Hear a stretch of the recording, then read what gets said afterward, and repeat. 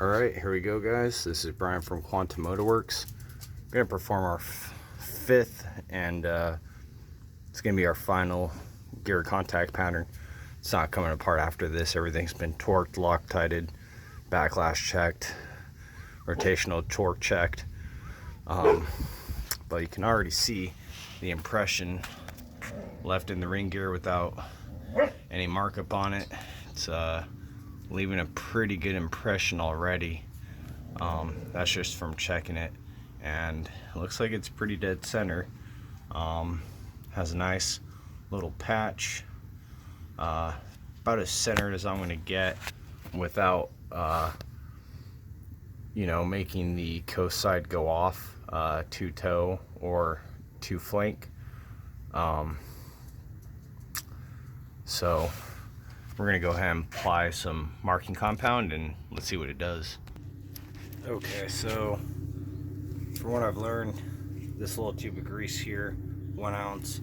I've checked my pinion. Well, this is going to be the 5th time, and I still have quite a bit. So unless you're, planning on doing hundreds of them, a little 1 ounce tube or so will probably be good enough.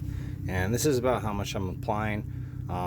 Just put like a little dab on my brush, and then I apply it to about front back sides of each tooth, about 3 or 4 of them, and then go back one more time, and then just kind of brush it on. You don't want to apply it too thick. It'll kind of mess up the impression towards the bottom.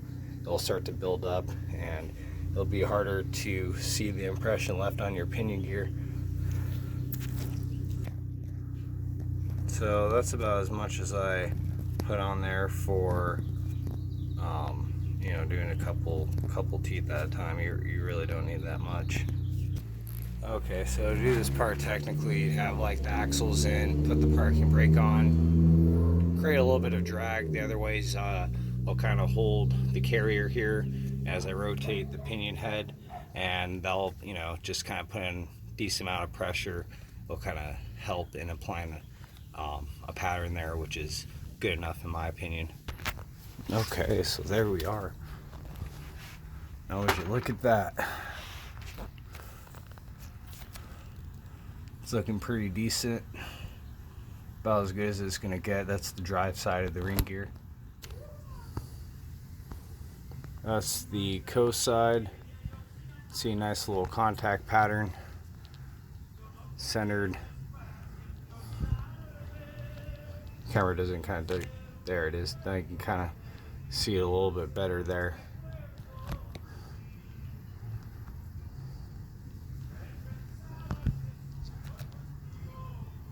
So that's pretty decent in my opinion compared to how it originally was.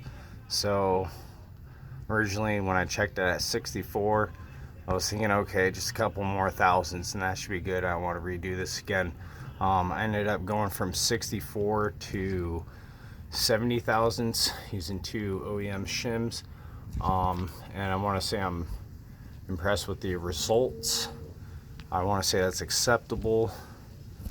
I don't know, what do you guys think? Let me know in the comments down below. Like I said, if you watch my other videos, the outer, or actually the inner bearing race, pinion bearing race spun in the housing, so hence the reason why we had to shim it so much. But hopefully, the pattern's pretty centered. The pattern doesn't show the gear to be gauging on or off the tooth, just making contact right in the middle, so I expect it to be quiet. The contact pattern patch is pretty large and square, so I imagine it's going to have a good transfer in energy, be quiet, and provide long life, and should be able to transmit power to the ground. So I want to say that's pretty much it.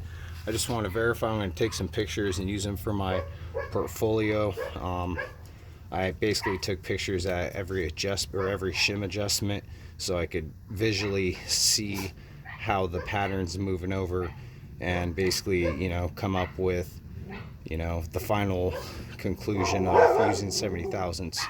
So if this helped you guys out, go ahead and hit those comment boxes, leave a comment.